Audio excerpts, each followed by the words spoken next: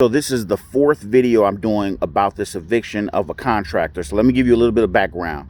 I had a contractor that did great work for me. He was a union contractor. He did work on the side, came over, did some properties for me, did a great job. That guy then got evicted from his apartment.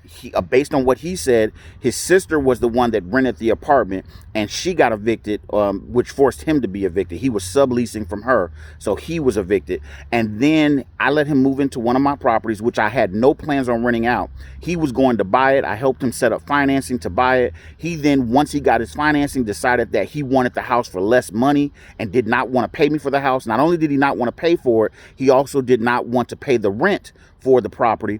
And so I told him, hey, don't make me do this. You're going to make me file an eviction, and I cover my bases.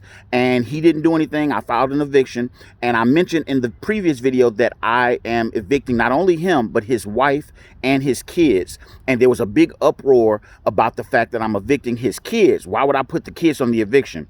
And I want to be clear on 2 points. The first point is I put the kids on the eviction because his kids are part of the lease. Everybody that moves into my property that's 18 or older goes on the lease. It's a lesson for landlords because I've been in this game for 27 years and tenants play all kinds of games. Tenants will put their kids on the lease or let you run a background check on their kids and it comes back clean. And I'm protecting not me. I'm okay. I'm protecting the next guy, the next woman, the next landlord that gets this guy and he tries to put his kid's name as the person as the lease because his son is a junior. So he's going to try to use his son's name to get the lease on the next place because he's got an eviction on his record. Now it's on his son's name and it's on his name and it's on his daughter's name and it's on his mom's name. Now they might say, well, you shouldn't have did that. You shouldn't have put it on the kids. Why? The family, the father, the mother, and the kids, they all stole from me.